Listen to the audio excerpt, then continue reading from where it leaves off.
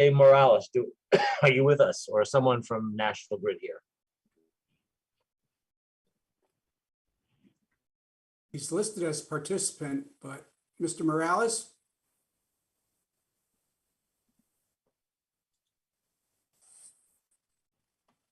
Yep, I see him. I see him there. Can you hear us, Javier?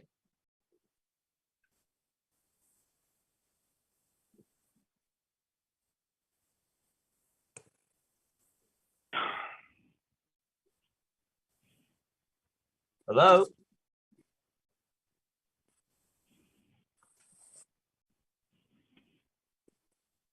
Well, the internet issues go far beyond Bolton. It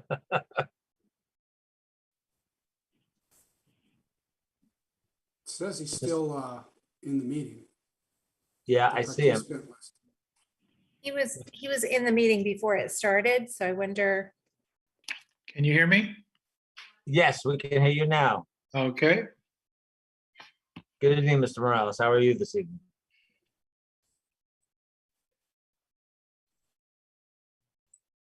Well, maybe not so good.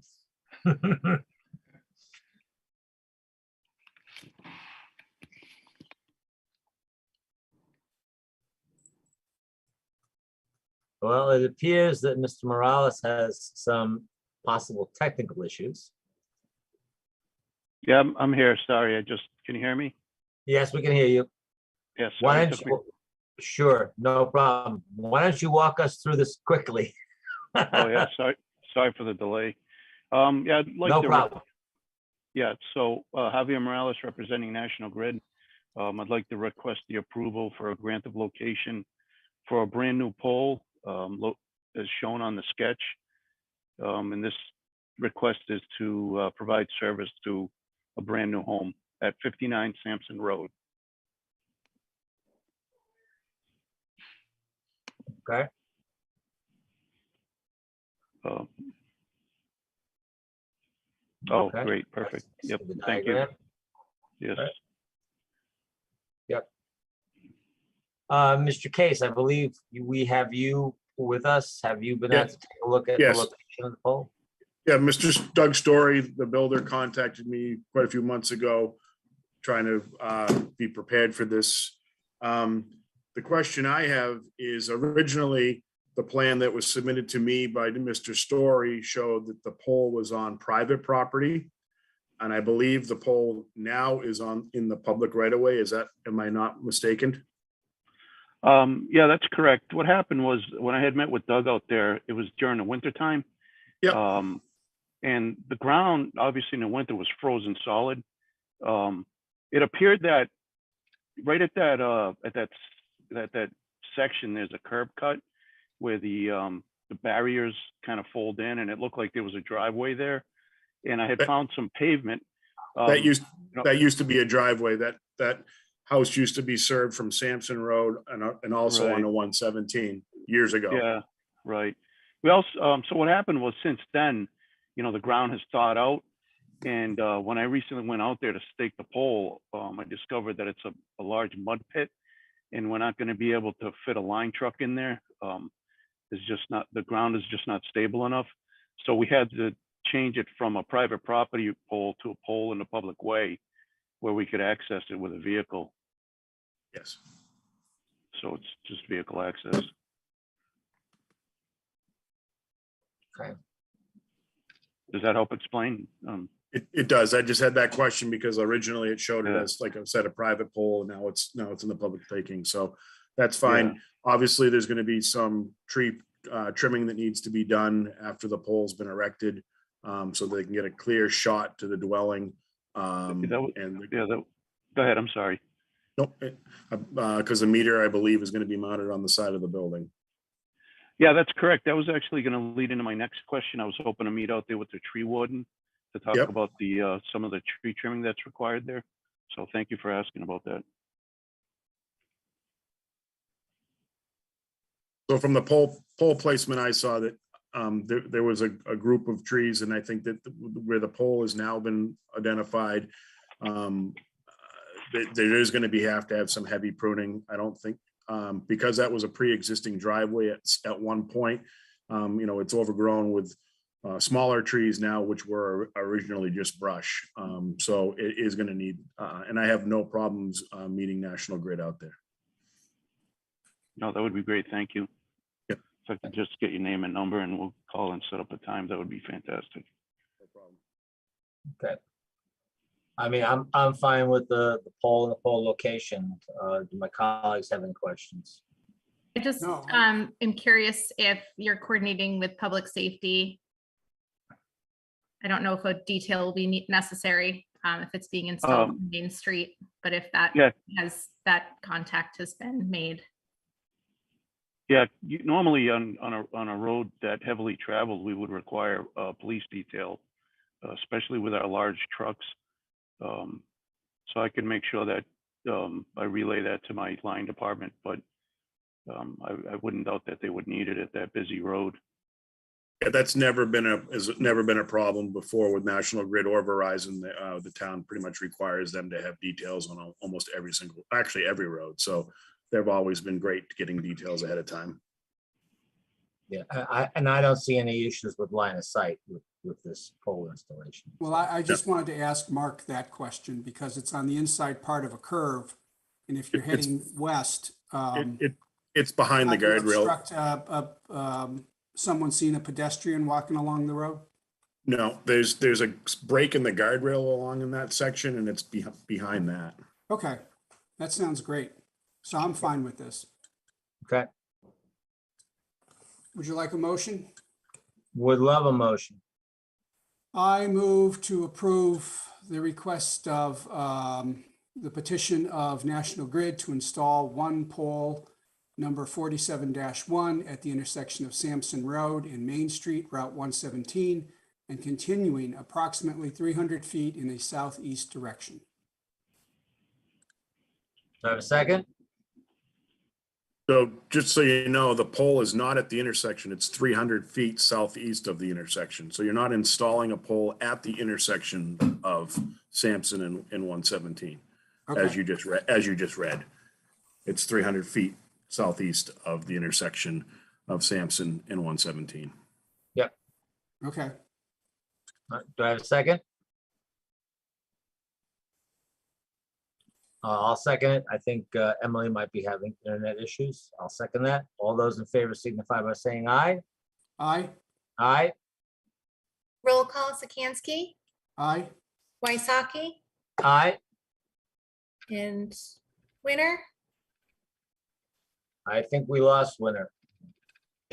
So we'll do 2-0-0. So she's still having.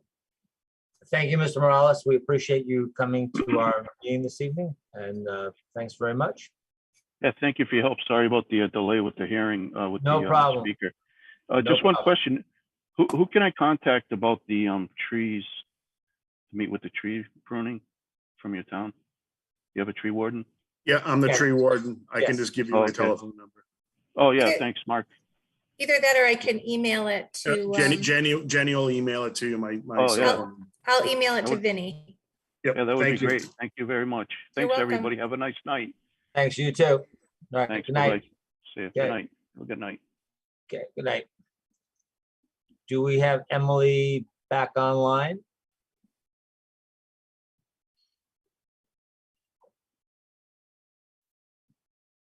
Doesn't appear. Is Don, are you making efforts to follow up on that? Trying to get back in, and she's been experiencing issues. Okay, Maybe she can just call in. If she's having internet, maybe she can just phone in.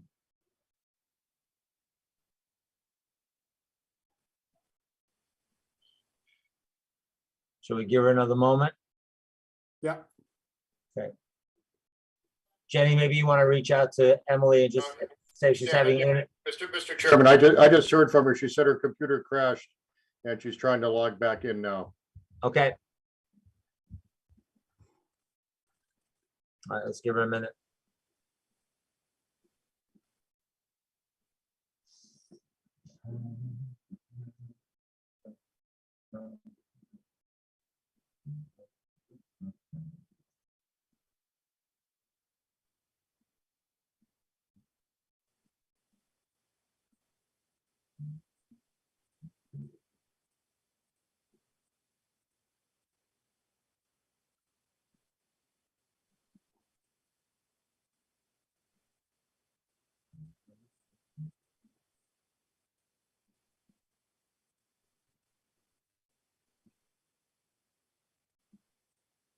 She's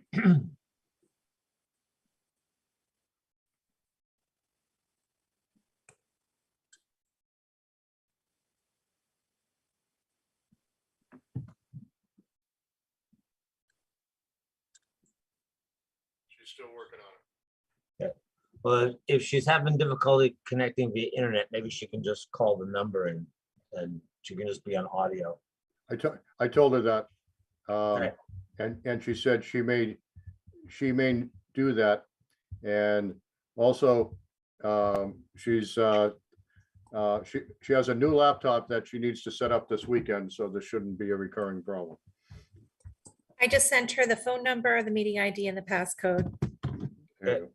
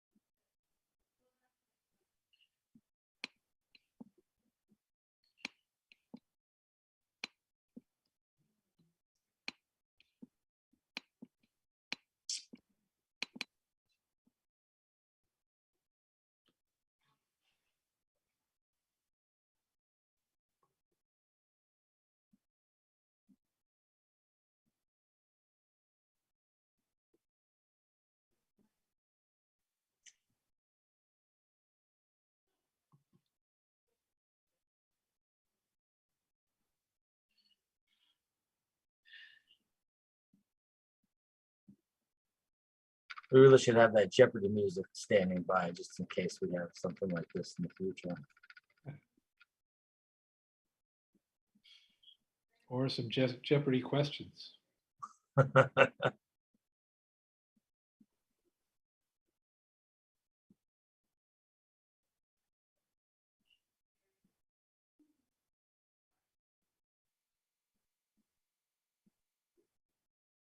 think Emily should just phone in.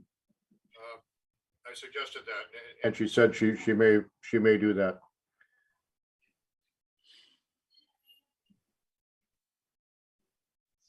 I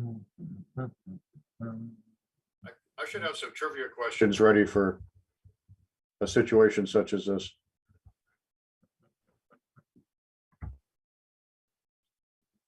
What's that book that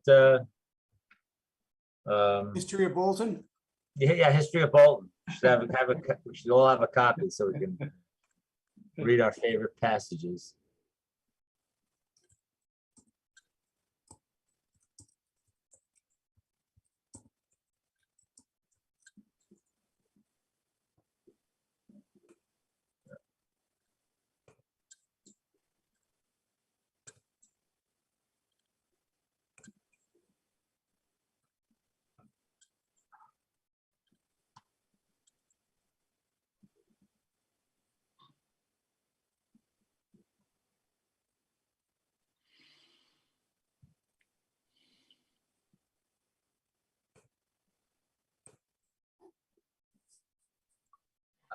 Don, we have 3 event requests, which I don't think anyone's probably gonna have any issue with.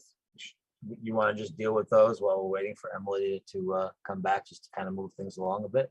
I think that's fine. I'm sure. Sure, Emily wouldn't mind that. Yeah, okay, all right, so while we're waiting for Emily, we have 3 event requests. One is a request from the Bolton Community Fund to hold a 5K event on Saturday, October 8th from 9 a.m. to 2 p.m. at Chartner Farm, and continuation of the discussion of, and the continuation of discussion of lawn signs. Lisa Sheppel, are you with us? Yep, I'm here. Okay. So I believe this was held last year or the last couple of years, correct? Yeah, yep, we've had it held for the last few years. Everything's gonna be the same as last year. We have the adult 5K race, and then we have the kids 1K race, and then we have some vendors there and some Joel for music. And that's it. Okay. Now, as I recall, last year, they had some signs at the town common. They need to come in to get approval for those. Yeah, can I do that here now? So we have lawn signs. And then we have one 5x3 sign at the town common too. And it's exactly like the lawn sign, except for it's bigger and it has the date of when it is. Okay. And we kept the lawn signs without the date because we were trying to save money and not have to redo those every year. Don, does this group need to pull a sign permit with the building inspector? Not for a temporary sign. Okay. All right. Well, I have no problem. I have no problem with the sign. So I'm fine with the event and I'm fine with the signs. Bob, any questions? Nope, nope, sounds good. I appreciate you furnishing the sign, and a larger version of the same will be okay with me. Yep. So I will move to approve the request for the Bolton Community Fund to hold a 5K event on Saturday, October 8th from 9 a.m. to 2 p.m. at Shartner Farm, and to display the signs presented tonight. Okay, I will second that. All those in favor signify by saying aye. Aye. Aye.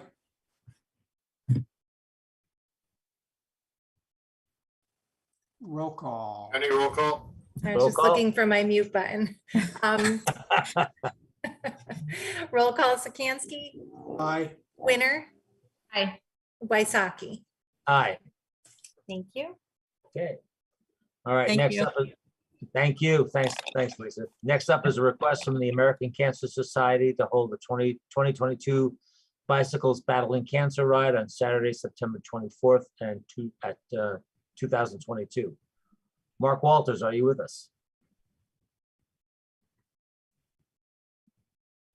He was. I am. Can you Great. hear me? Yes, we can. Thank you. Okay, great. So thank you for the opportunity to come here before you again. Yes, I'm here representing the American Cancer Society for our annual Bicycle Battling Cancer Charity Ride. The date of the event is Saturday, September 24th. And this is a fundraising event. Our goal this year is to raise over $200,000 for cancer research. The event features multiple ride distances, 30, 50, 70, and 100. And cyclists will come through Bolton at two different times, kind of on their way out and sort of on their way back. We're expecting about 200 to 250 cyclists to be riding through town between 8:45 and 11:30 a.m. that day.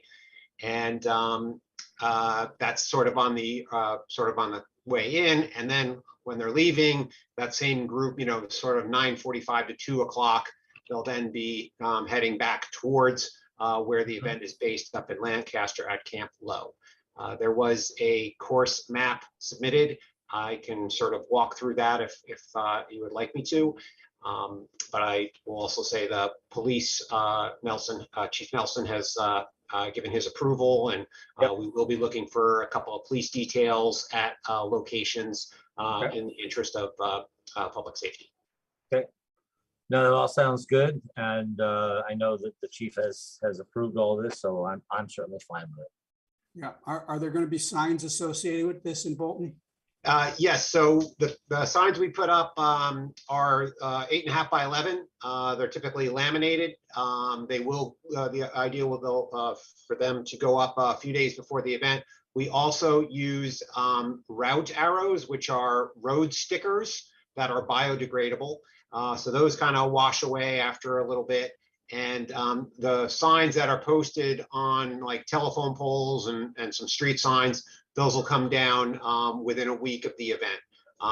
There was I don't know if this is an issue in Bolton last year. We had some new people involved, and there was some misunderstanding about bringing them down. So I know last year in a few towns that the removal of signs took longer than it should, but that is very much a top priority to not have that happen this year. Okay, that's fine. But we still need to approve them, right? Stan? I would say yes, we need to approve those temporary signs. Yep, just like we did the Yeah, last. okay, so just come back to us at some point between now and the race and so we can approve those. Okay, so The what we- temporary signs. okay. Just send another email to Jenny to get back on the agenda for Yeah. that purpose. Okay. Okay. All right, so. It's not possible to do it here. It has to be like a separate kind of agenda item. Can you see the sign? Do you have can we see the sign tonight? No, I don't have. it, But Yeah, gotcha. Okay. Now, I'm assuming you, correct me if I'm wrong, you've done this event in the past in town, correct? Yes, for about 10 Okay. years. All right, so I mean, so I don't know if you recall, Bob, I mean, what the signs that they use, I will go out and they're similar, if not the same as they've done in the past. Is that correct, Mark? Yes. Okay, I mean, I So know, but we had Bolton Community Fund on our last agenda and we put it off so we could see the sign. all right, if that's your wish, Bob, we can do that. Okay, Okay.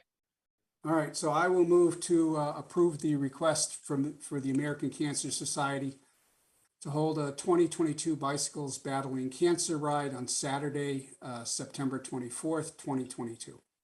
Do I have a second? Second. All those in favor signify by saying aye. Aye. Aye, Roll call Sikansky, Aye, Winner, Aye. Waisaki. aye. Thank you. Thank you. Next up is a request for approval of Ride to Defeat ALS bike ride on Sunday, September 18th. Mike Farraker, are you with us?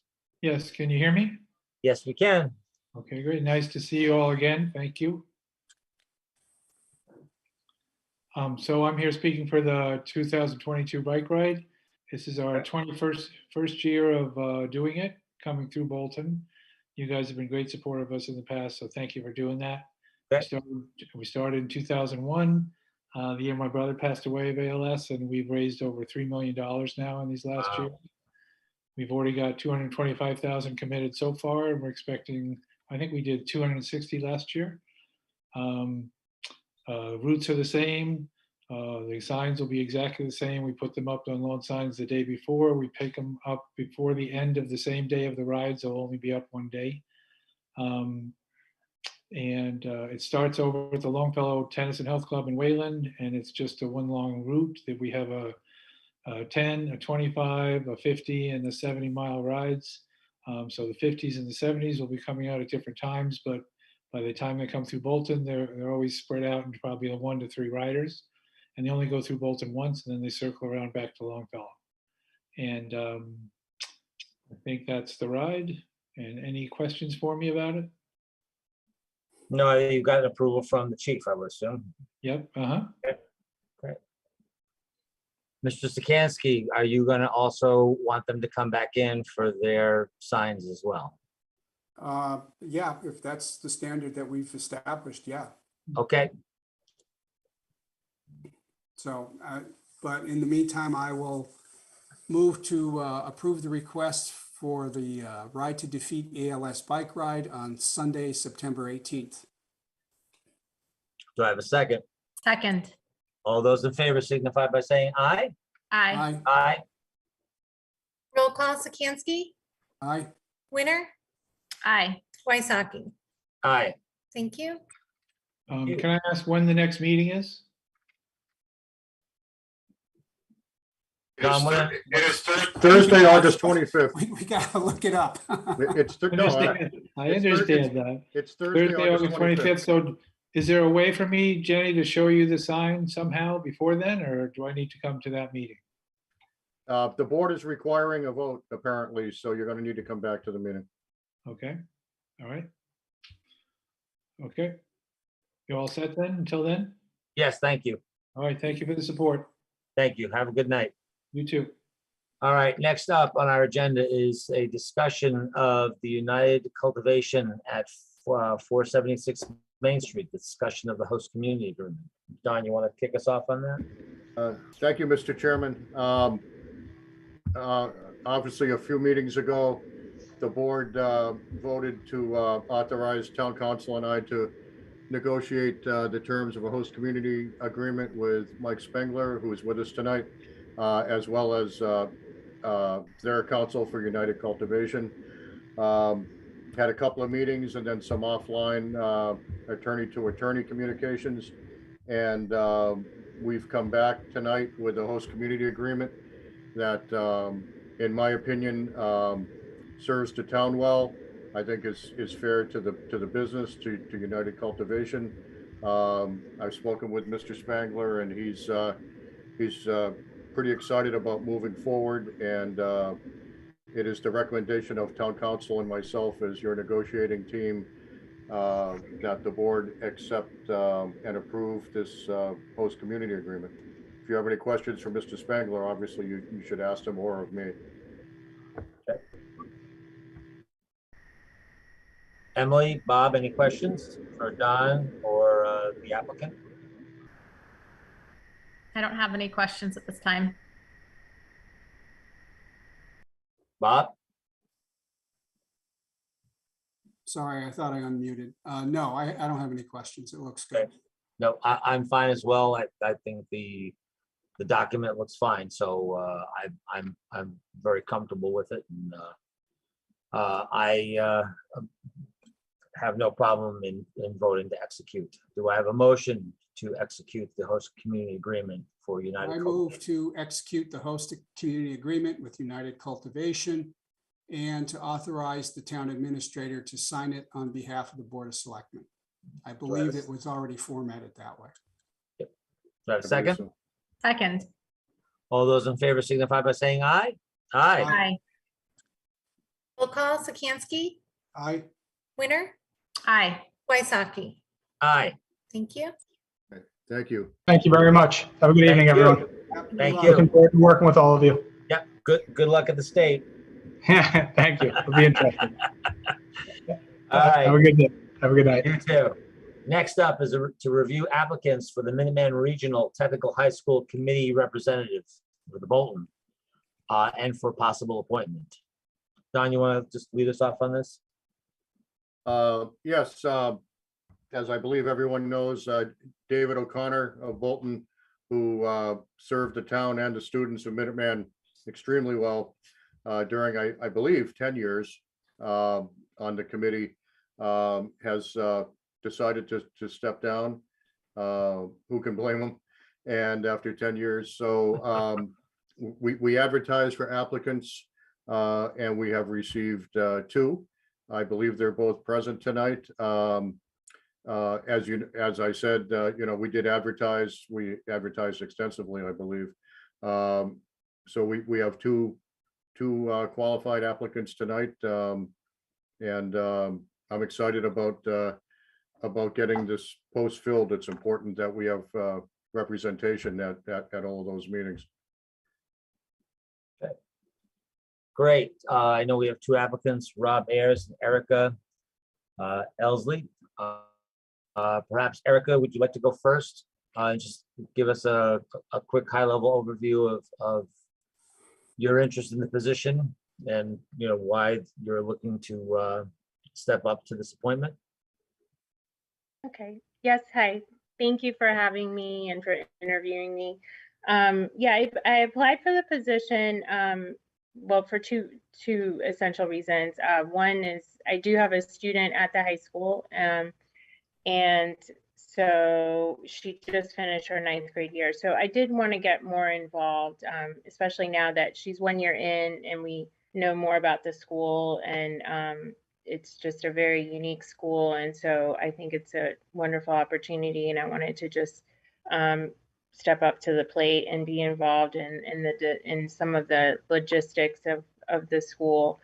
The second reason is just I really enjoy education. I worked in public schools for many years in Massachusetts, and I continue to be involved on the volunteer level. So, Great. any Thank you. questions? Mm-hmm. Bob or Emily, any questions for Erica? No, I do not have any questions. Okay. Thank you, Erica. You just kind of stand by. Rob Ayers, are you with us this evening? I'm with you. Can you hear me? Yes, I can. So my background is I worked in high-tech industry for about 28 years. And I had a second career as a teacher in Massachusetts public schools. I did 2 years teaching high school and middle school math. I did 6 years at a charter school teaching computer science. And the last 7 years before I retired 4 years ago was as a shop teacher at Minuteman. And I was teaching in 2 programs, 2 different shops, robotics and engineering. And I retired about 4 years ago, and I really like working with the kids. And I think unique programs like the charter school I taught at in Marlborough and the vocational program at Minuteman are unique. And I feel like I have a lot to contribute based on not just having taught at places like that fairly successfully, but also my industry experience, which goes with a lot of that shop stuff. Thanks, Rob. Bob and Emily, any questions for Rob? no, I don't have any. No questions. Okay. Wow. Okay. So now comes the lightning round. Well, I think we have 2 very qualified candidates, and certainly appreciate you both stepping up for wanting to take the position.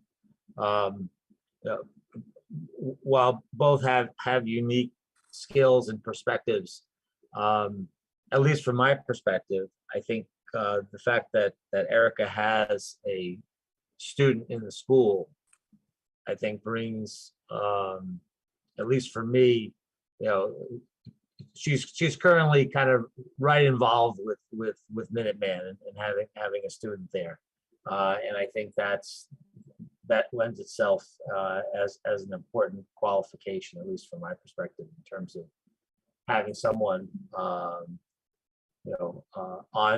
the oversight board for Minuteman. So I think I like that particular aspect. Rob, certainly the fact that you involved in technology, I myself for 40 some odd years, and the fact that you've been shop teacher there, you have your own unique perspective. But I like a little bit of an edge, the fact that Erica has a student in Minuteman and wants to get more involved. Bob, Emily, any questions, comments, or whatever? I think we're lucky to have 2 candidates like this. I wish we could each give them a position. I am legitimately torn and have a very difficult time.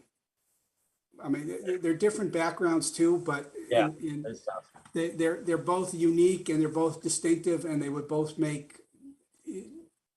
contributions. So I'm torn on this one. No, it's a tough decision. I would tend to agree with Stan. As you said, Stan, both candidates have valuable backgrounds and reasons for wanting to take on this role. Very different. And Rob's background in teaching and experience with the school is very valuable. And I would tend to agree that Erica having a student in the school is a great asset. And I would probably tend to go with that more so, not devaluing Rob's amazing history and experience with the Minuteman School and teaching. But I do agree with Stan in that Erica having a student in the school currently and becoming more involved as a parent and within this role is also valuable. Yeah, no, it is tough. I mean, it being so difficult to get people to step up to volunteer. And we all know the difficulties that we have in doing that. You know, to both of your points, it'd be nice to be able to appoint both, but you know, only one person can wear the laurel. So unfortunately, there is a winner and there is one who's not the winner. So I guess I'll make a motion and see if it flies. I mean, I'll make a motion that we appoint Erica LZ to the Minuteman School Committee. I'll second it. All those in favor signify by saying aye. Aye. Aye. I want to thank both of you for stepping up. Rob, I do appreciate your perspective and insight. Like I said, I wish we had the ability to appoint both of you, but unfortunately, there's only one slot. But maybe we can get another shot at it in the future. But again, thank you both for stepping up, and thank you, Erica. So we're gonna expect good things. Thank you. Yeah, thank you both. Yeah, I look forward. Yeah, I look forward to it. Thank you. Thank you very much. Have a And good night. Have a good evening. Good night. Thank you. I still need to Good do, with you too. I work closely with Minuteman. It's very important to me. So I do definitely look forward to working with you. may I just roll call that vote? Sure. Thank you. Roll call Sikansky, Yes. Winner, Aye. Waisaki. Aye. Thank you. Thank you. All right, next up on our agenda is an update on the Live Tour event from Tournament Director Mike Goggin of Par 5 Group, Stephen Brennan, manager of the International Golf Club, and Kelly Cardoza of Avalon Consulting. Good evening, everyone. Good evening, y'all. Good evening. How's everyone tonight? We're doing well. We're doing well. Good, good. Excited. We're getting close. You managed to make it through Pumpkin Ridge? Oh, absolutely. Yeah, it was great to be a part of. Exciting and to be on the ground there was certainly valuable time, but really a good experience. It's incredible what was accomplished and how well I think it went and was received overall. So yeah, very excited about developing and building from the success of that event and building off of the New Jersey, which is in a couple more weeks, and we're about, I think, just under 7 weeks. Yep, that's good. That's good. Yeah, the reason that I asked you folks to come back in sort of perusing the internet, I came across a couple of articles, one in particular where it was noted that there were some issues in terms of traffic. I believe that the community where Pumpkin Ridge is a small community of about 3,000 people. So probably not or something very similar to probably what Bolton. And obviously with the event that you're going to be holding, which is Labor Day weekend, wanted to see, in terms of either lessons learned or what you might be doing either in addition to or instead of, to try to minimize and mitigate the potential traffic issues. I believe in there was some reference that people were still, we're trying to travel to Pumpkin Ridge to try to get in, to buy a ticket, and there were lots of long lines trying to get into the event. So maybe you can comment on that particular aspect. My understanding is that I was talking with Don Lowe this afternoon, and I believe that there have been multiple meetings with state police and other sort of security agencies and whatnot, mapping out what needs to be done. And Don certainly came away with a positive view on that. And I believe also Chief Nelson's been participating in those meetings. And he seems to be very comfortable with what he has heard in terms of the planning and whatnot. But maybe you can just elaborate a little bit, but not necessarily spilling all the details, but in terms of lessons learned and what are your plans to try to mitigate the traffic concerns in Bolton that weekend, which is obviously a holiday weekend for all of us. Surely. Yeah, I believe that Kelly put a slide together that was going to try and talk through some of those points, but happy to follow up. Is it okay if I go ahead and share my Sure. screen? Sure, absolutely. Give me just a minute to set it up, Kelly. Thanks.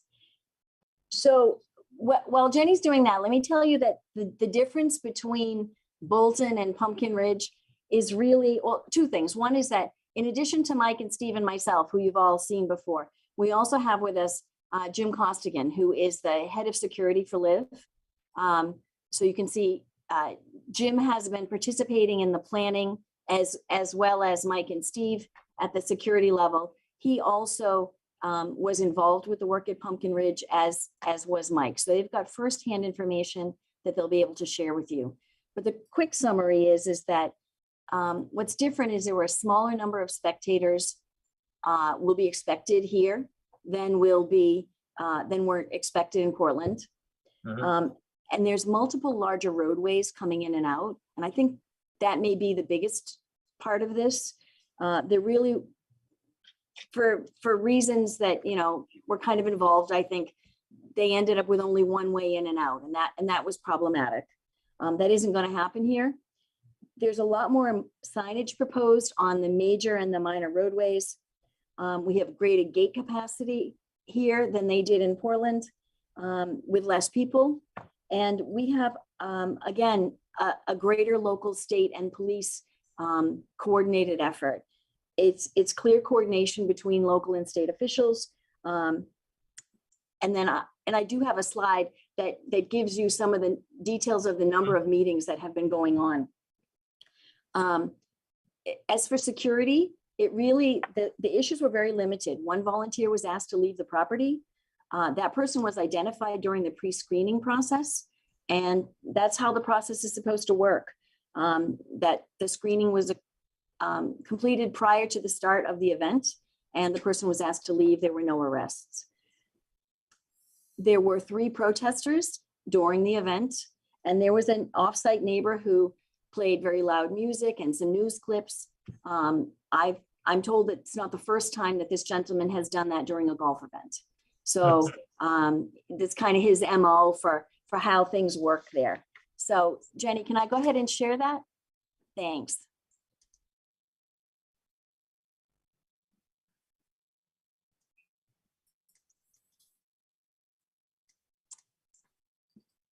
Okay.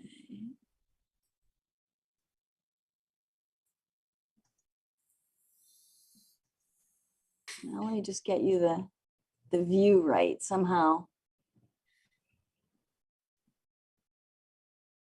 Normal view. Can you see that okay? Yep. Okay, so there've been a number of planning meetings.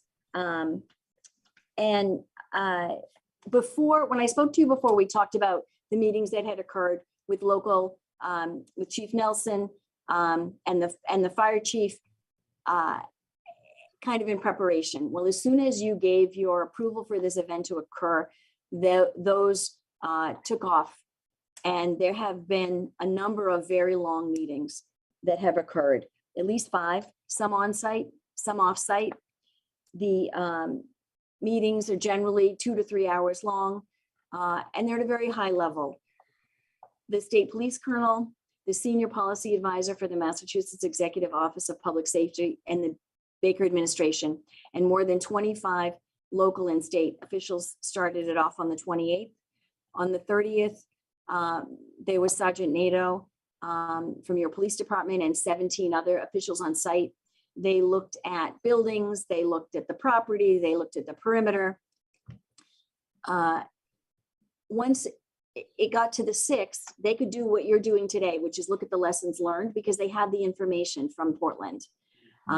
There were, again, another 19 officers on site. They looked at things like IT and communications. And then there have been a couple more just this week, and those have all had a number of people. We had Jim Costigan here, so he was able to participate in those meetings. And as you said, you don't want us to share all the details, and I certainly don't know those details. But what I can tell you from talking to people is that the meetings have been detailed, they've been rigorous, they've been occurring at the highest level of local and state involvement, both your police department and your fire department. And one of the meetings this week included Lancaster Police and Lancaster EMS. And so far, what I'm led to believe is that the people who are in charge of this feel like they have things covered, that the plans are adequate to address the number of people that will be there and will access the property during the event. And then I just have one more slide, if you have a moment, to look at some charitable contributions. There've been some questions from people about, how does all this work? And I just didn't have a lot of information the last time, but I can share with you now. In London, there was £1 million committed.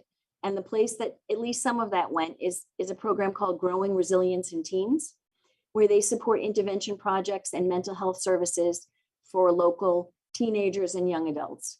In Portland, I can report that the money's gone to 2 different locations. The WAVE Foundation, which supports food and nutrition needs for tribal communities. They do other good work as well, but that's what they've said they're going to take their money and put it towards.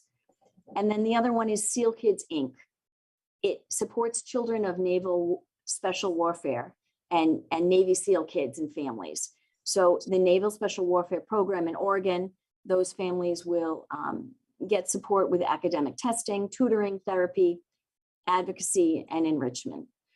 So we don't know exactly how that's all going to work in Bolton and in Central Mass, but this is an example of some of the things that have taken place. Right. So I hope that quick feedback helps.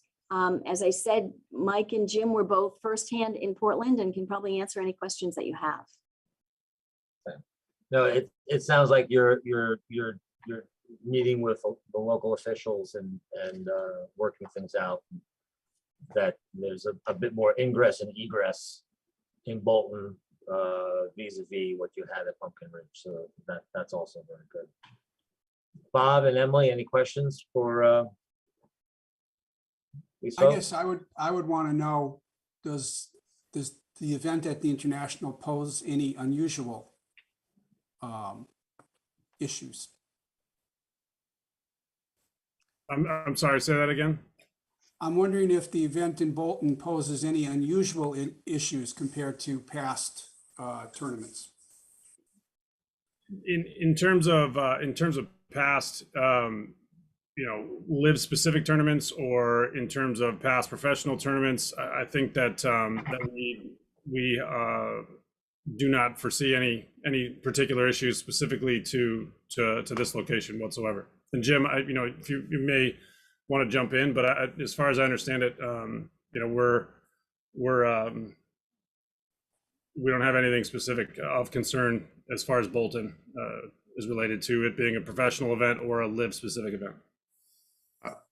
Yeah, from my perspective, absolutely not. And when I talked to the Massachusetts State Police, Lieutenant Colonel Wilcox and Warmington, they were both very confident in the traffic plan and the ability to manage the numbers we're going to have for this tournament this year in a very expedient fashion. So they had no issues, and there's no intel otherwise.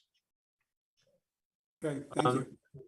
Maybe if in terms of ticket sales for people to attend the event, where are you with that? I mean, are you pretty much filled up? Are there still spaces available?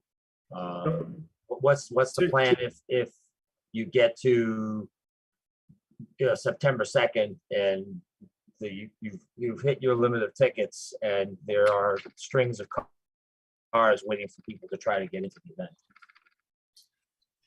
It doesn't work that way necessarily. You can't buy tickets on site. You have to buy them online. And so the online ticket sales will be cut off at the appropriate threshold for the ticket sale. So, there's no point in coming to the tournament because you can't buy a ticket in person. Okay. Yeah, because I think I read it in that one article that people were trying to get in to Pumpkin Ridge. Maybe I'm mistaken, but I seem to recall that there was some comment in the article that people were, driving up to see if they could get into the event. And that was a contributor to some of the traffic. Potentially that was, it was a conflict of beach traffic, which was westbound traffic on the highway that fed the only exit we were allowed to use. And we were kind of hamstrung. If we had been able to use both exits, the beach traffic actually backed up about a quarter mile past our exit. And so our short runway caused us to have a traffic backup on the highway, but we don't anticipate that here at all. Okay, great.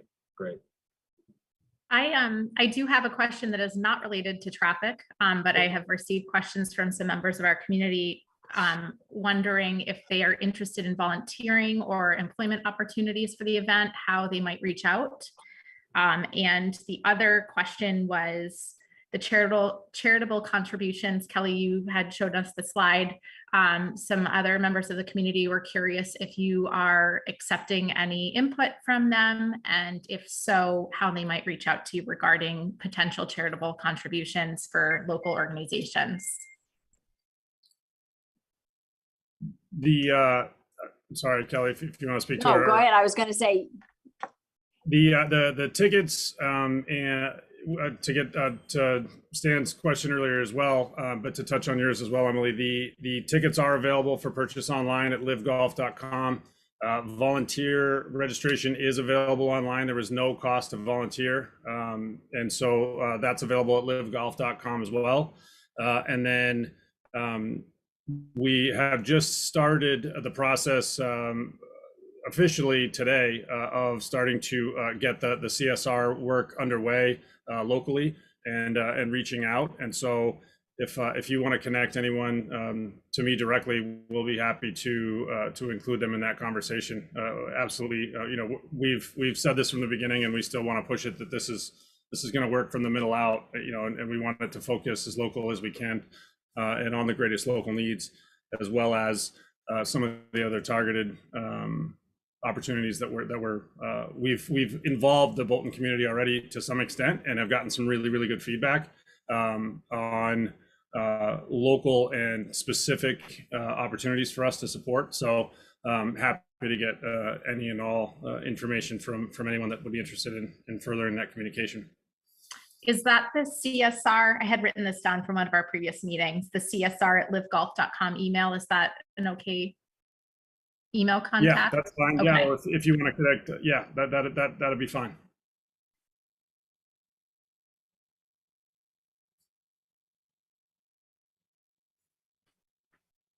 And then, in terms of the volume and such, the ticket sales, that everything is still available currently, but we do anticipate selling out of our ticket allotment online prior to the event.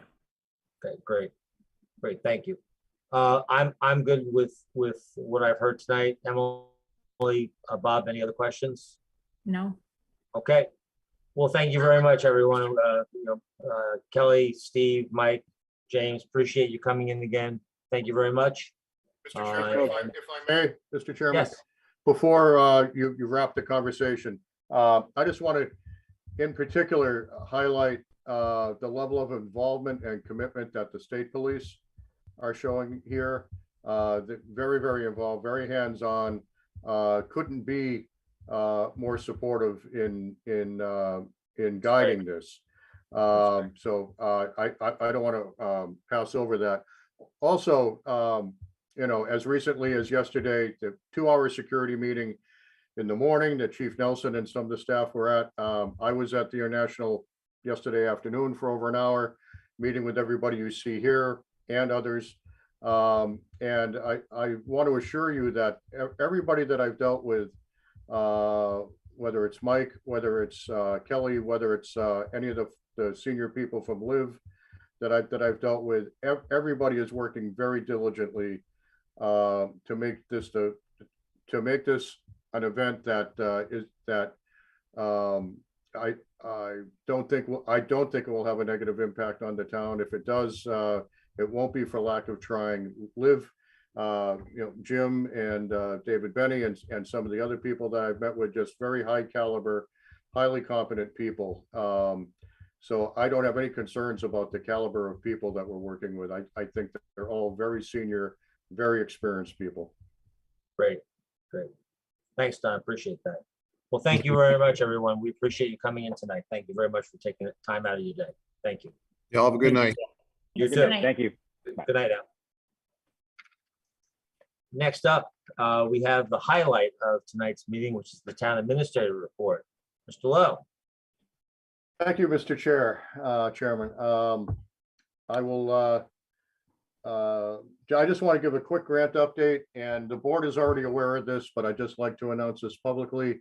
Last week, our conservation agent, Rebecca Longwall, represented us at an award ceremony that Lieutenant Governor Polito was at, and the town was successful in receiving a grant in the amount of $39,519 for trail improvements. That's So great. we're off to another good start in this fiscal year as we pursue grants, and we'll be chasing more in various areas. But we're and that was the Trails Committee actually was very involved with this, as Rebecca is the first to point out. But good news there. Next, DCAM land update, and I want to say right from the outset, I can't stress enough that what I'm about to say, the town is under no obligation whatsoever. But just to get the ball rolling, I met with Ed Sterling back in June. Ed asked me to reach out to a contact at DCAM about the possibility of potentially acquiring that, I believe, a 12-acre parcel on Forbush Mill Road, adjacent to the soccer fields down there. Excuse me, Don, could you just let everybody know what DCAM is? People who haven't been part of the conversation might not understand. That's all. Thank you. Department of Conservation and other letters that I'm not remembering off the top of my head. It's a state agency that takes care of oversees state property and land. It's Division of Capital Asset Management and Maintenance. Thank you, Jenny. That's why we have her there. Okay.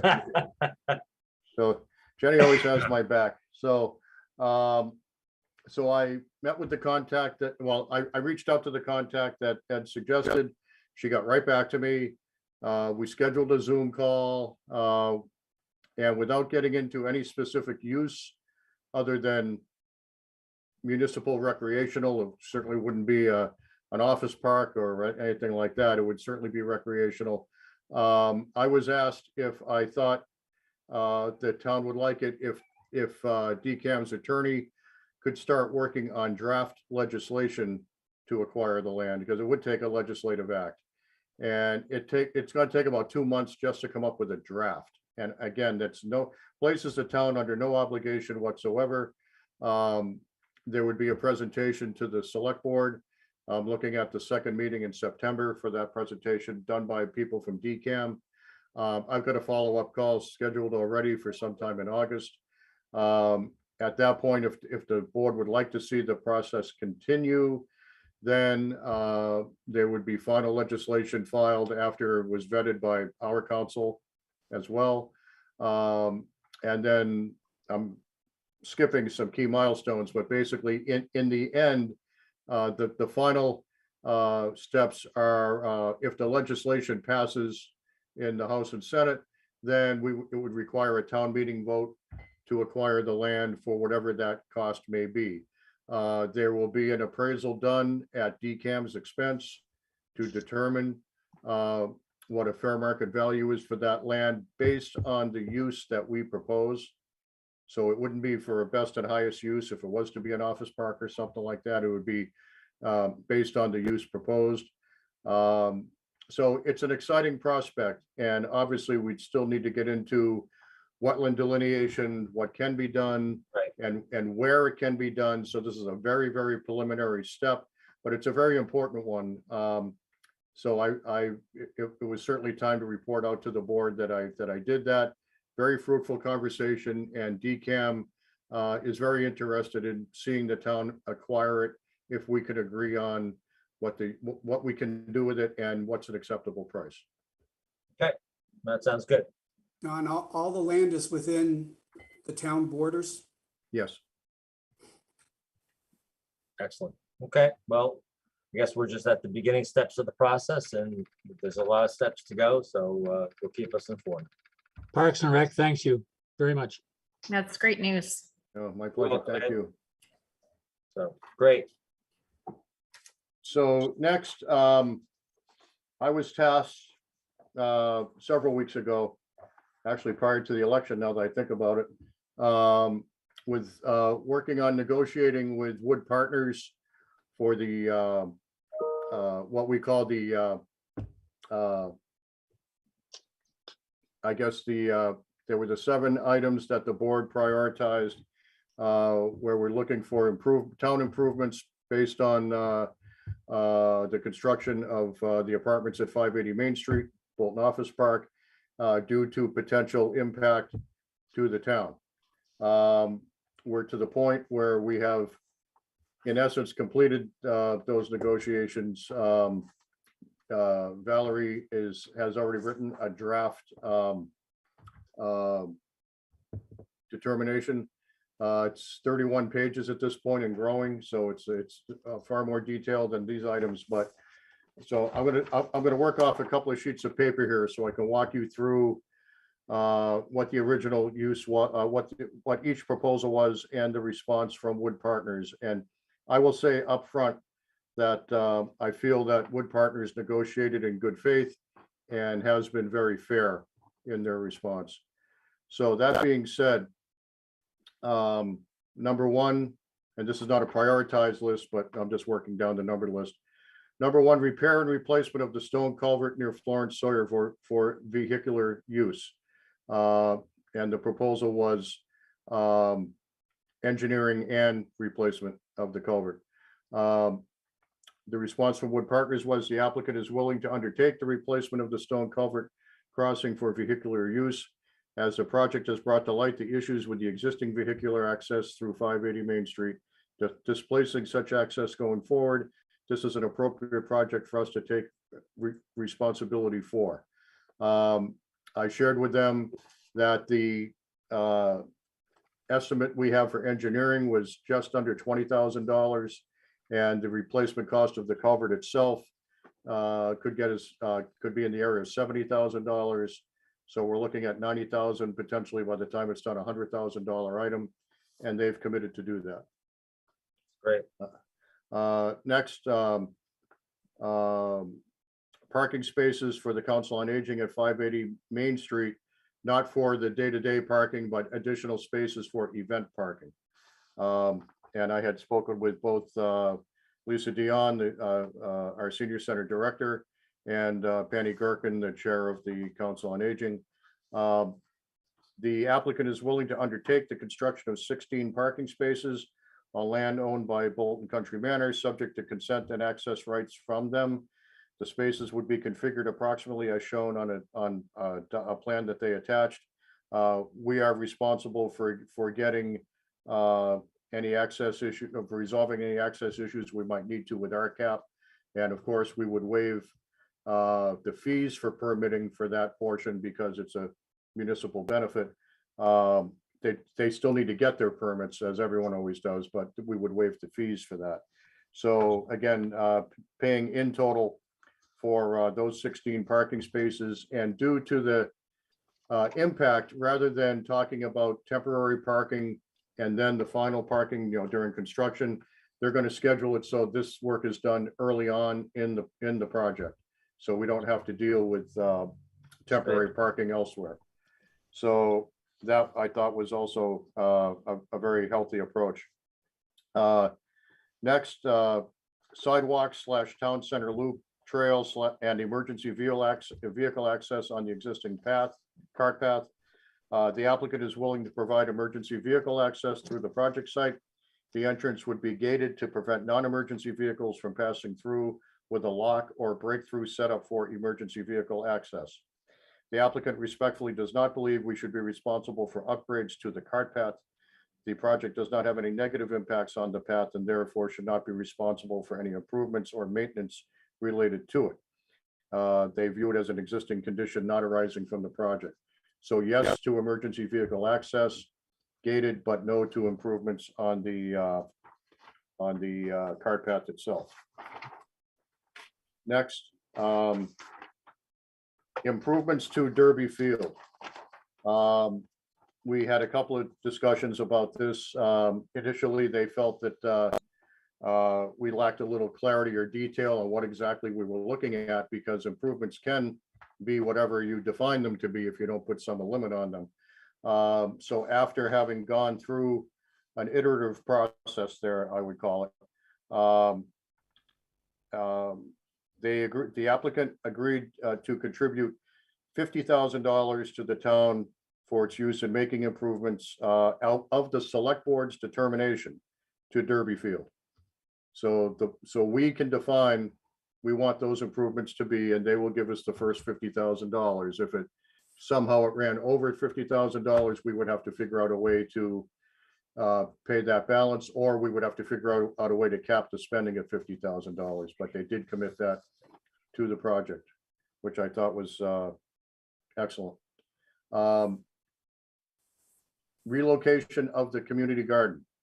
And again, we had some back and forth discussion on that about because we haven't defined if the community garden would be relocated, where it would be. So they said, given the lack of clarity of where they would be relocated and what the relocated garden would include, the applicant proposes to make a donation of $10,000 towards the relocation of the community garden, which I thought was fair, because it's not a huge expense to either relocate or create a new one, but $10,000 can cover a lot.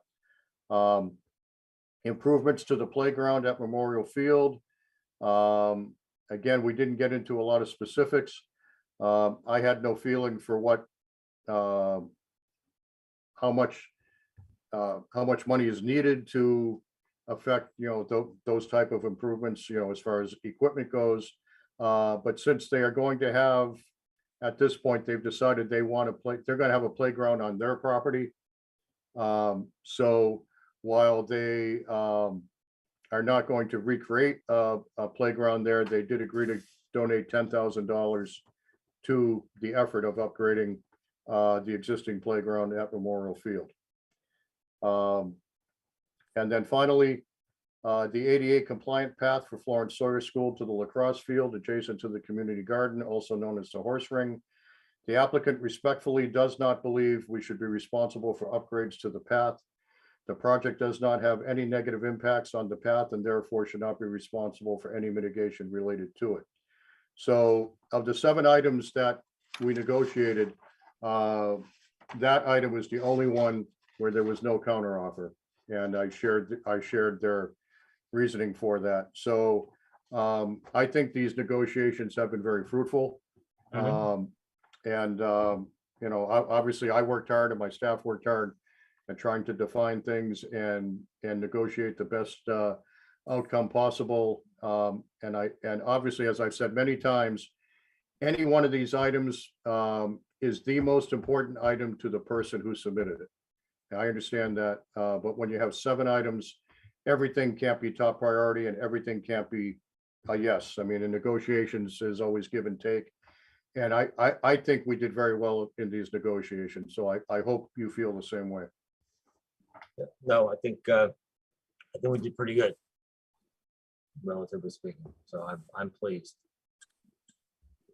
Yeah, we made good progress. Yep. Good progress. My only comment is that 10 grand is not going to go far for a playground. I didn't know that until I got into it. It's like hundreds of thousands of dollars for new playgrounds. Yeah, and I'm sure they knew that too. I think I may have been the only person in the room that didn't know that. So admittedly, so yeah, we didn't cover, no pun intended, we didn't cover a lot of ground there, but 10,000 is better than no thousand, and we'll Yep. just see what we can do with it, and maybe, if we have the need over there, maybe we're looking at an appropriation at town meeting next year to help with this. Or And we start a also- fundraising fund or something with or that. start a Yep. fundraising fund. We also Yep. have some ARPA money, so we have options out there. Yeah. Nice. Sounds So good. if you have any other questions, that's all I have tonight. If you have any other questions or comments, I'll be happy to answer them as best I can. I'm good. Anybody else? No, I'm all set. All right, next up is, so we'll move on to Board of Selectmen business. Any public service announcements this evening? Nope. No. Just me again, bottles and cans, Boy Scouts at the transfer station. We separate that stuff out. You're helping the Boy Scouts and you're helping to take stuff out of the stream that will cause us to have to get stuff taken all the way a little bit less. On that matter, you probably had realized, and you got noticed that we had a little bit of difficulty with our providers to get the recycling bins emptied out this week. I think we're pretty much almost all the way there. So it is no fault of the DPW or the folks at the transfer station. It is just the inability of our providers to have enough drivers. And on that note, once again, the guys at the transfer station doing a great job. Please don't complain to them if you can't drop off your glass. It's not their fault.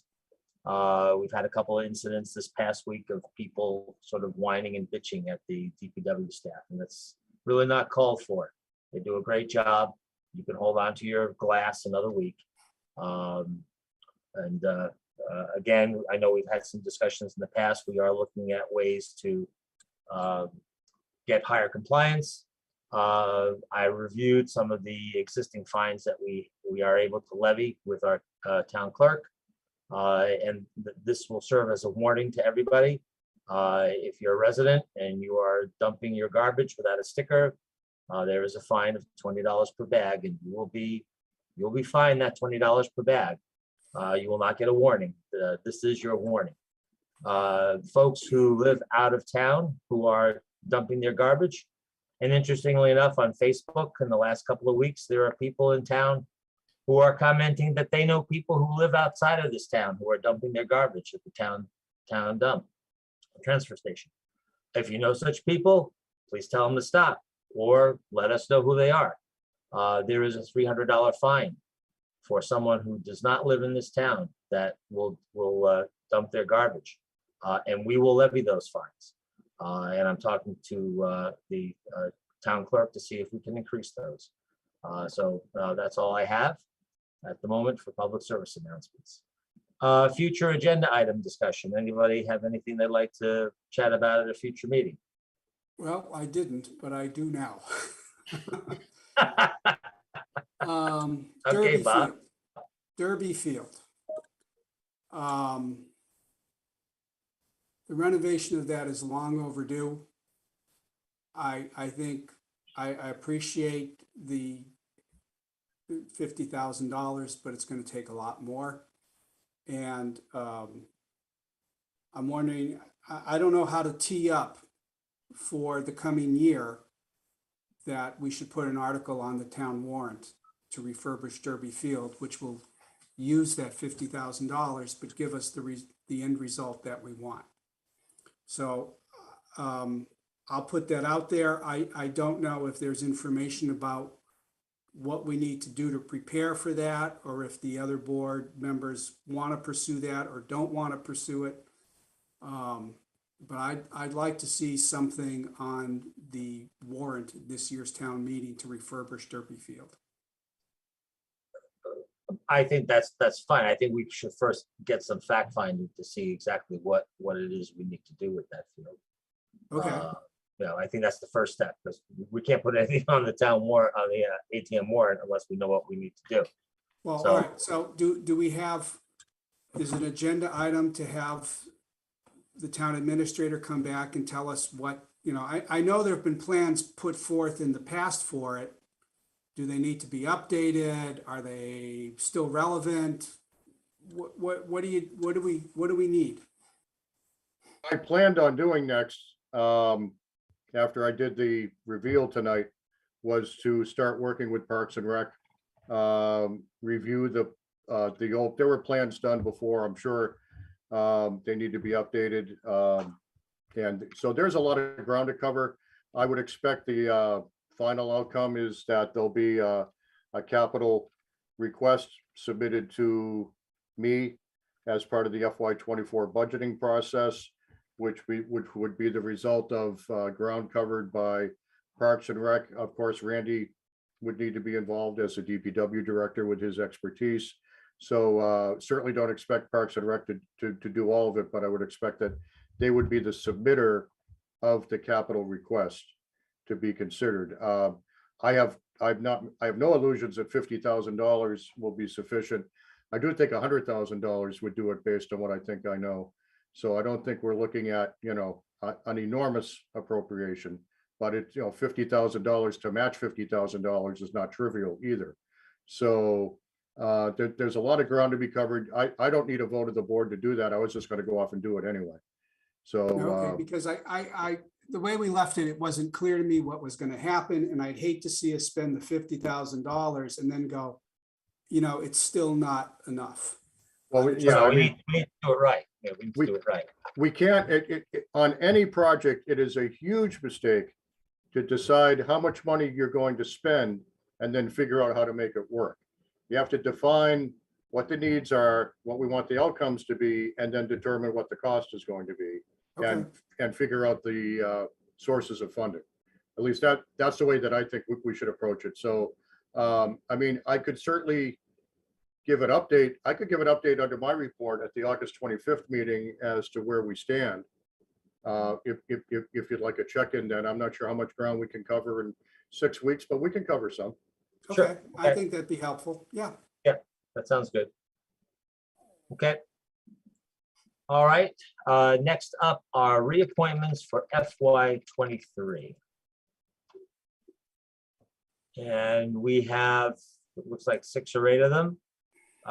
We have for Board of Appeals, Bradley Reed, wish to be reappointed. Conservation Commission, Brian Barabee. Council on Aging, Janet Smith. Historical Commission, Jean Marie Palavano. Public Way Safety Committee, Michael Keller. Tree Warden, Mark Case. And Veterans Grave Officer, Thomas Geyer. All these people have expressed wishing to be reappointed for FY23. Any discussion? Okay, do I have a motion to approve? I move to approve renew the terms of the board members on the expiring term list as presented. Do I have a second? Second. All those in favor signify by saying aye. Aye. Roll call Sikansky, Aye. Winner, Aye. Waisaki. Aye, I think we're all having some internet issues. Everyone froze there for a moment. I was moving just fine, but everybody else was not. Okay, next up, appointment of Molly Myers to the Council on Aging. Molly, are you with us? Hi, this is Lisa. I'm the COA director. Molly was not quite certain she'd be able to make it this evening. Okay, I did speak with Tanny Gherkin Yes. yesterday about this, and Molly's very excited to participate, and Tanny had a ringing endorsement. So and we can't say no to Tanny. So Right. so any So questions I from will move anybody? to appoint Molly Myers to the Council on Aging. Second. All those in favor signify by saying aye. Aye. Roll call Sikansky, Aye. Winner, Aye. Waisaki. Aye. Thank you. All right, next up is a vote to authorize the town administrator to file the application for the asset planning grant culverts through MADEP. That sounds very important, Don. It is, it's the, it's to sign off on the paperwork to go forward with the study that we're doing. So a formality, we just need a vote from the board for me to do that. Yep. I'm fine with that. Do I have a motion to approve? So moved. Do I have a second? Second. All those in favor signify by saying aye.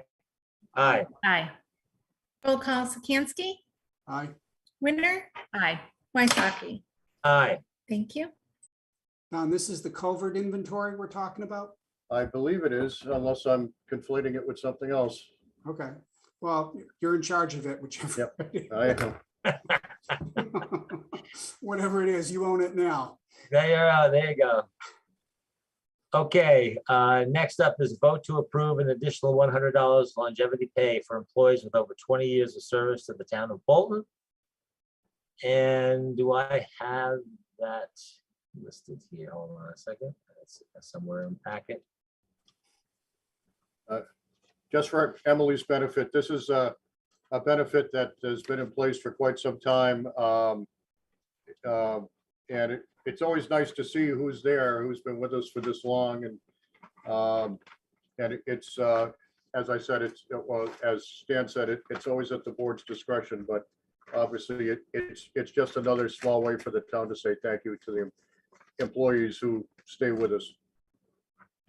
Yep, and I have the list up here. The folks that we're going to award this extra $100 to, first up, Lauren Nelson, 29 years of service. Kelly Collins, 24 years of service. Lorraine Kenny, again, 24 years of service. Donna Farnsworth, 23 years of service. Nate Berry, 22 years of service, and Kimberly Barry, 21 years of service. Do I have a motion to approve? So moved. Second? Second. All those in favor signify by saying aye. Aye. Aye. Roll call Sikansky, Aye. Winter, Aye. Wysocki. Aye. Thank you. Okay. Next up is the board and committee discussion. Bob, this is your Yeah, item. Jenny's got a one-page screen share, if you could. I do. I'm going to attempt to share it right now, but I attempted to share the last two items, and I'm not sure you guys saw them. All Did right. you? Were you able to see my screen? Because there wasn't a green arrow around it like there usually is. I But I will didn't see it.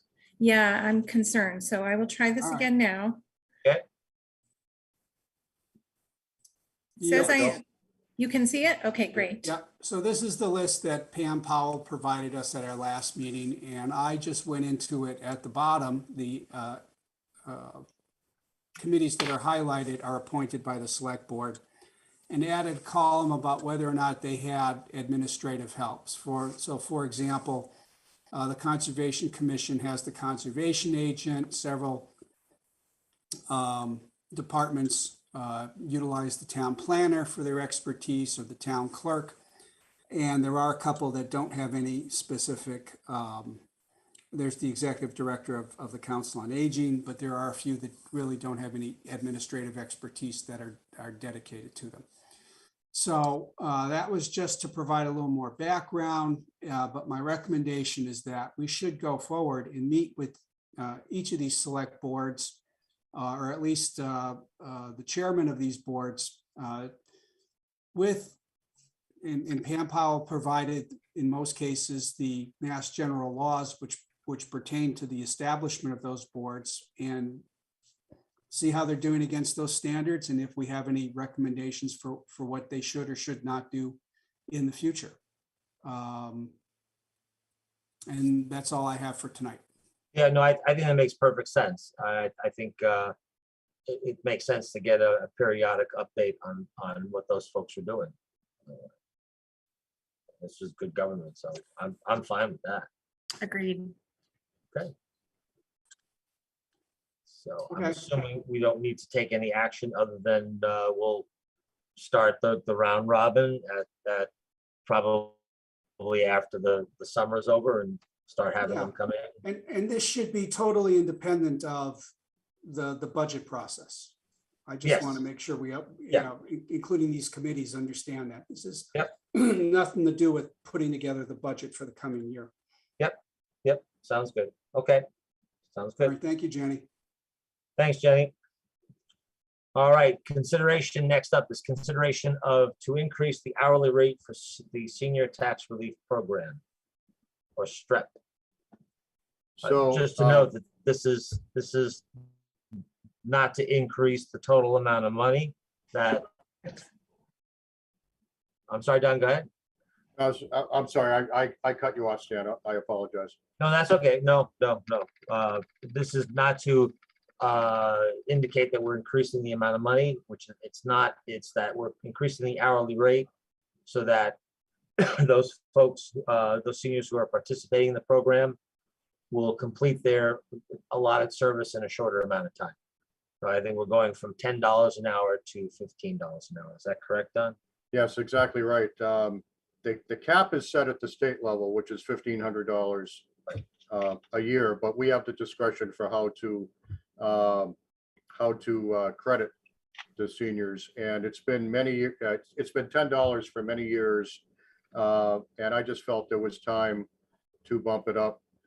We love having the seniors in here. They make a huge difference in the town hall. The people that come in and help cover things or work on projects. And it's a nice way to help them and say thank you. So I had spoken with Lisa about it and see if she had any concerns. She was supportive. I spoke with our treasurer as well, Kristen Noel, and she had no concerns. So yeah, I definitely recommend that you increase the rate to $15 an hour, which just gets them to the $1,500 cap quicker. Quicker, right? Okay. All right. Any questions, Bob, Emily? None. Okay. Do I have a motion to approve the increase in the hourly rate for the Senior Tax Relief Program from $10 an hour to $15 an hour? So moved. Second. All those in favor signify by saying aye. Aye. Aye. Roll call, Sikansky, Aye. Winner, Aye. Waisaki. Aye. Thank you. Great. Next up is to review and approve end of year transfers. Jenny, do you have that available to put up, or I can just read the list?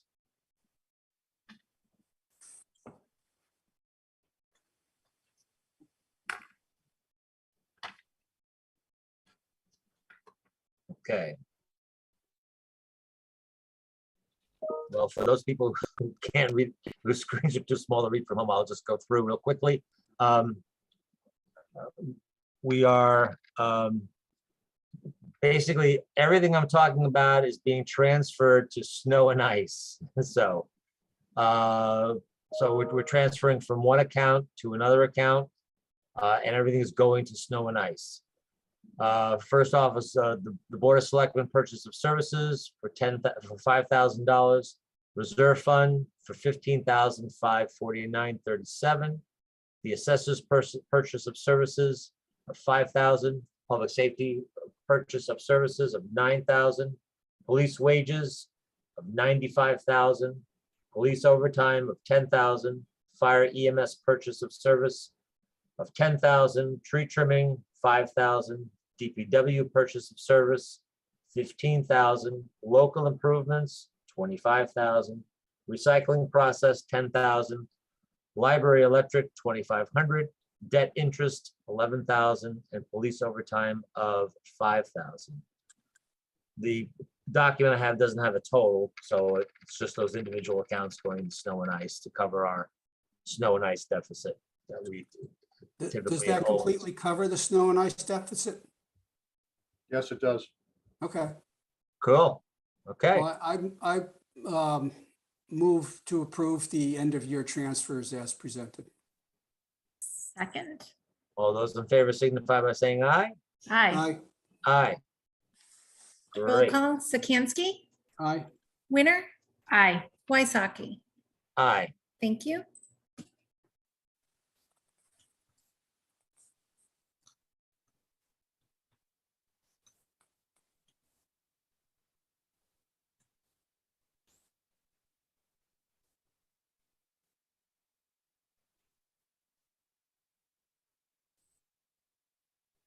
Stan, we can't hear you. He's muted. Or it says he's muted. All right, sorry about that. All right, I'm back with everything here. I vote to accept gifts through June 30th, 2022. And we zoomed on down. We have, I believe I'm screen sharing it. yep, Yeah, we see it. yep. So The top half of it. So essentially, we have $19,615 worth of gifts. It is broken down into ambulance gift fund of $370, sidewalk gift fund of $10,000, hometown heroes $450, library memorial fund of $3,095, park and rec gift fund $200, police gift fund of $100, senior fuel assistance $4,350. Welcome to Bolton sign, $600, and wreath donation fund, $450, for a total of $19,615. Do I have a motion to accept these gifts? So moved. Second. All those in favor signify by saying aye. Aye. Roll call Sikansky, Aye. Winner, Aye. Waisaki. Aye. Thank you. Okay. Next up is to approve the bills and the payroll warrants W22-27 and W22-27A and W23-1. Do I have a motion to approve? So moved. Second. All those in favor signify by saying aye. Aye. Aye. Roll Uh, call oh, sorry. Sikansky, Aye. Winner, Aye. Waisaki. Aye. Thank you. Okay. Next up are to approve minutes, and we have two sets of minutes, actually 4 sets of minutes for June 9th, the regular session and executive. Stan, you Stan, you muted yourself again. I just muted you. That was me. I'm so sorry. I wanted to tell you that we're only doing the regular session because we're in regular session. Ah, okay. So you just shut me down by your master button over here. Wow. Oh, It's an impulse. What can I say? yeah, we have to talk about that, Jay. Yeah. Okay. All right. I'm gonna get a button override for you. So we will then just approve the regular session minutes for June 9th and June 23rd. Let me Were just there get any- those. Were there I any believe changes? I believe there were. Give me one sec. Okay. Minutes. Both had small changes and I'll show them quickly.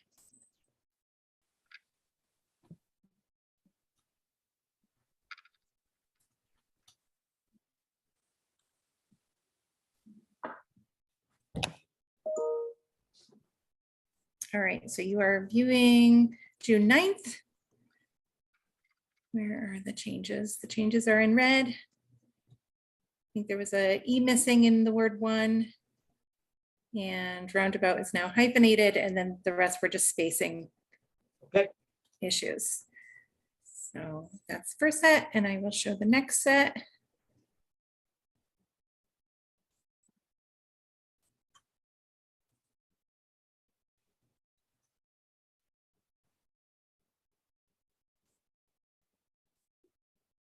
All right, these are June 23rd. And again, they were small changes, if I can find them.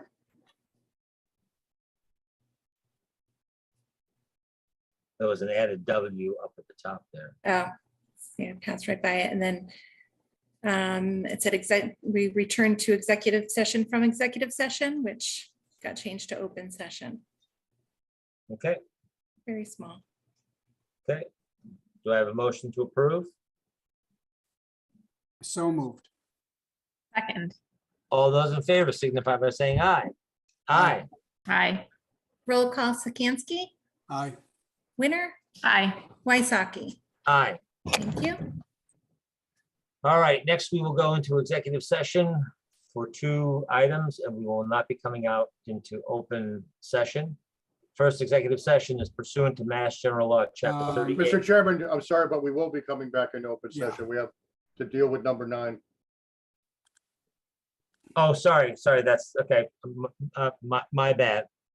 So we will be moving into executive session, then coming out. The executive session is pursuant to Mass General Law, Chapter 38, Section 21A3, to discuss strategy with respect to collective bargaining with the Teamsters Union, Local 170, if an open meeting may have a detrimental effect on the bargaining or litigation position of the Board of Selectmen, and the chair so declares.